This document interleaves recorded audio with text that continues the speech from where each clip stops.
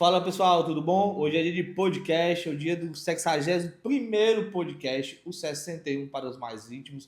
E nesse podcast tem uma pergunta muito latente, certa a ser respondida, que se é possível ter resultado sem ter trabalho, né? Existe uma mitologia no segmento empresarial, no segmento trabalhista, que o brasileiro, né, busca muito o pulo do gato, busca muito o X da questão. Esse podcast, pessoal, eu tive essa ideia agora conversando com os meninos do marketing aqui, porque todos os podcasts da Cultura Pax, a gente busca fazê-los com o objetivo de quê? Pô, o que foi que a gente mais vivenciou na semana passada? O que mais está em voga? O que a gente tem mais percepção dos clientes, dos amigos, dos conhecidos, das temáticas, né? E essa temática veio muito forte porque alguns resultados que a gente tem construído, né, estamos construindo, estamos apontando o caminho a ser percorrido, algumas colocações vêm no sentido de que, poxa, é muito trabalho.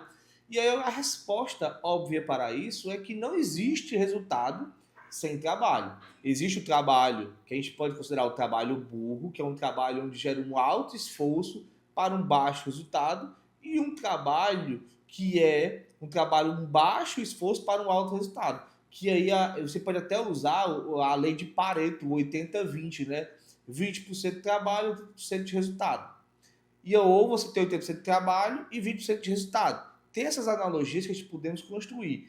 Mas a grande observação aqui do podcast aqui de hoje aqui, e a nossa caminhada desse bate-papo, para que você possa tirar sua própria reflexão, é que de fato o trabalho ele sempre vai ser fundamental. A metodologia pelo qual vamos optar é que vai fazer a diferença desse resultado no nível, né, do quantitativo custo-benefício.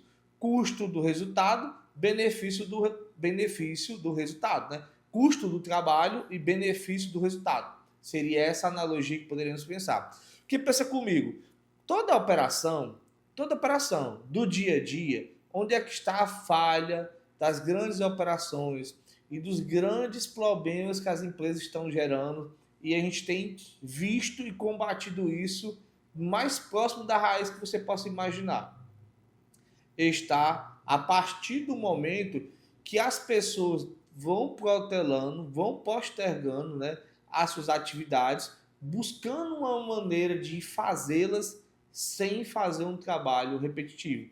Só que quando você pensa na lei de Pareto, 80-20, 20% de trabalho, 30% de resultado, ou ao contrário, que chama de metodologia burro, na grande verdade, a grande maioria das vezes que você vai exercer um trabalho, vai ser 50-50, pessoal. 50% de trabalho, 50% de resultado. 100% de trabalho, 100% de resultado. Porque a grande questão da nossa falta e nossa ausência de produtividade está ligada diretamente na questão que nossa cultura, busca e tem um sentimento no mercado de trabalho, tem um sentimento no mercado empresarial, de uma certa maneira, principalmente no mercado menos amadurecido, que existe alguma possibilidade misteriosa de ter um mega resultado. E aí o interessante, que aí está aqui através do digital, fazendo esse podcast, o pessoal aí do marketing digital, o pessoal que faz as megas promessas de venda de curso, faz essas colocações, essas apelações na busca do convencimento de mostrar uma fórmula mágica. Só que todas essas fórmulas mágicas, e eu também, assim como você, já entrei em algumas dessas situações, tá certo? É o que? Tem um caminho de trabalho. Não tem essa questão simples do deu certo. Fazer um vídeo viralizou. E até nesse contexto também, desses vários exemplos que eu estou querendo citar e correlacionar, para depois fazer esse processo do encaminhamento de como quebrar esse mito aqui pra gente, tá certo? Tem uma análise incrível, incrível no segmento artístico que fala, fulano lançou 300 músicas, duas foram um sucesso, fulano lançou 600, 12 deram certo. Então, a quantidade de esforço e de trabalho que eles tiveram foram de 300, 400, 1000 vezes para ter uma música de sucesso, de produção. Ou seja, e aí você achando que o artista, quando aparece em todas as... Como é que a gente pode dizer, meu Deus do céu? Todas essas redes sociais, todos esses blogs e tudo mais, o sucesso foi da noite pro dia. E aí tem até uma história para nós brasileiros muito conhecida, que é a história do Gustavo Lima, que ele teve uma trajetória, né, de carreira artística muito sofrida, até ele conseguir emplacar. Ele tentou, voltou para casa, ficou com a família, aí um primo convenceu aí de novo, sei o que e tal. E além de ele ter uma trajetória muito sofrida, ele também era muito sofrido, né? Eu não sei, foi que ele acho que ele fez uma transformação quase igual a do Michael Jackson, né? Que o ser humano era feio. Quando começou o processo, existem várias fotos dele quando era novinho, né? E dele agora, é uma pessoa muito mais bem apresentável do que era quando mais novo. E aí o sucesso que o cara faz hoje, o cara é imbatível aí nessa questão do sucesso. E da mesma forma também é a galera do marketing digital. Quantos e quantos vídeos a gente produz, faz corte, pensa aqui como vai dar um insight, que vai virar o teu jogo, que vai dar uma grande guinada na tua empresa, que decide fazer um podcast como esse, para levar uma mensagem até você. E quantos podcasts chega até o momento de chegar à amplitude de virar viral, né? Até a amplitude de virar conhecido. Ou seja, tudo isso, galera, é um alto nível de esforço e de repetição na busca do aprimoramento constante daquilo que você se predispõe a fazer. E esse resultado 80-20, né, 20% de trabalho, 80% de resultado, ele vem a partir desses momentos que você gerou tanto trabalho, tanta repetição, que você passou a fazer uma análise de tudo aquilo que você já fez e por que deu errado e por que deu certo. E a partir desse momento, você começa a virar o jogo dessa modelagem, desse impacto, dessa tração que você tem nos seus negócios. Aqui tem um cara chamado Lucas, ele é sócio, é diretor comercial do grupo Contropax. E nesse processo do Lucas, eu falava muito com ele, que dava para ele fechar aí uns 20 mil de contrato mês. Ele dizia na época que era impossível. Era absolutamente impossível, porque não sei o que, coisa e tal, coisa e tal. Hoje, depois de um processo de repetição, de maturação, de trabalho e afinamento, né, refinamento dessas situações e de como fazer essas abordagens, de como precificar, de como passar a confiança, a serenidade do grupo, ele tem conseguido, sim, chegar a esse percentual e até ultrapassar em alguns meses. E olha como é interessante. Um cara que dizia que isso era impossível. Imagina aí você o esforço que eu tive que fazer para que a gente pudesse quebrar essa mística e chegar a essa situação de resultado. Então, entenda, todo começo de empresa, toda nova estrutura, todo novo resultado que você está buscando, novo, pessoal, novo resultado, nova estrutura, nova empresa, começo. O trabalho vai ser 80% de trabalho para 20% de resultado, quem sabe? E com o tempo você vai ter que fazer essa virada estratégica, desde um posicionamento comercial, desde um posicionamento de marca, desde um posicionamento de nicho, certo? Para que você consiga chegar ali 20% de trabalho, 80% de resultado. O grande ponto dessa situação que a gente pensa de resultado, trabalho, equipe, time, que você precisa ir em locais, em percepções do qual você não esperava ter que ter a experiência para poder ter a capacidade de gerenciar e entender o nível de dificuldade que você vai enfrentar. E eu vou dar outro exemplo sobre isso. E aí eu estou falando agora, o podcast está sendo sobre produtividade, né? Sobre produtividade. Um contador falando sobre produtividade é uma coisa muito, muito interessante.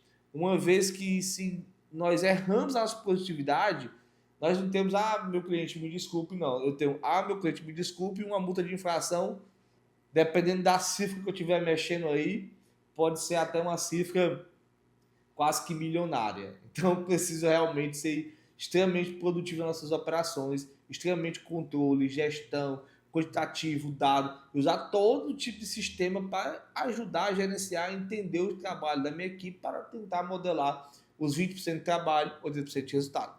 Mas o grande ponto aqui que eu queria reforçar é o quê? É você entender o seu jogo. Isso daqui, ó, é algo incrível para todos nós. Acho que é indiscutível. O celular, toda hora, quando eu me lembro, todo dia esse negócio está na minha mão, está no meu bolso, né? Estou aqui mandando mensagem, recebendo ligação, fazendo ligação. É uma ferramenta incrível. Entretanto, tem uma pesquisa que mostra que o mundo, viu, Mirella? O mundo ele passa 6 horas de tela por dia. Isso é uma média mundial. A média brasileira, do brasileiro, é uma média de 9 horas. E bem recente teve um caso de um empresário, até da contabilidade, que ele contratou uma pessoa, foi trabalhar na empresa dele e ele proíbe o uso do celular. Você pega o seu celular, bota no seu armário e quando você for sair da empresa, você pega o seu celular, né, e vai para casa. Se você precisar fazer uma ligação, fazer a ligação, você pega o telefone da empresa e faz a ligação que está totalmente à sua disposição. Ele tem essa cultura lá. Aqui a gente tem uma cultura de buscar que os nossos colaboradores tenham a responsabilidade sobre o uso do celular, porque a gente controla muito a produtividade. Então, se o cara estiver usando o celular, ele não vai ser produtivo, a gente vai saber que ele não está sendo produtivo e aí a gente vai chamar para conversar. Pô, eu estou te pagando um salário para nós trabalharmos e evoluirmos, não por outro motivo. Relação de trabalho é a relação de formação de time. Muita gente gosta de falar colaborador, equipe, isso ali. Não. Contra o Pax tem um time. Time você monta ele para vencer, não é para perder não. Mas, cara, se você tem uma média do Brasil de 9 horas, uma média mundial é de 6, de uso de tela, aí você soma tela, todo tipo de tela, televisão, você soma notebook, você soma celular, mas hoje o celular é disparadamente largado na frente dessas outras telas. Aí você pensa, como é que o cara vai ter produtividade? Como é que sua equipe vai ter produtividade se ela não consegue sair do celular? Se tudo que ela tá tocando aqui, todas as mensagens estão subindo do Instagram, do Facebook. Não sei se o pessoal ainda usa o Facebook, Mirella. Só desse tempo ali do Facebook. E aí vai liquidinho, infinidade de coisa, né? Para que você fique ser produtivo. Então, a resposta da pergunta vai depender da fase que você vai estar. Se você está no começo, o seu trabalho vai ser muito árduo. Se ele for diferente, amigo, você está no modelo exclusivo de negócio, certo? A mais, e parabéns, porque tem esses modelos de negócio. E tem essas pessoas que têm essa capacidade. Mas será que todo mundo tem essa capacidade? Claro que não. Então, um trabalho muito duro para o resultado chegar a um resultado satisfatório. Então, pessoal, viva o processo para comemorar o resultado. Porque hoje a gente quer comemorar o resultado sem viver o processo. E essa dicotomia tem causado fragilidades em equipes, em empresas, e essas empresas estão deixando de avançar, porque perde essa cultura. Então, uma coisa que sempre eu tive no meu coração, de entender o que, cara, para mim se tornar melhor, eu preciso montar equipe, eu preciso ser produtivo, eu preciso ter os melhores sistemas, eu preciso ter minha equipe qualificada, minha equipe treinada, para que eu possa ser produtivo, para que eu possa ter resultado com o trabalho. Mas cada vez mais eu quero buscar um trabalho inteligente. Exemplo, tudo o que pode ser digital na Control Pax é digital. Quase por absoluto que não existe papel físico. E só existe papel, né? Só existe papel é físico, né? Uma incoerência aqui no contexto, mas só existe papel, tá certo?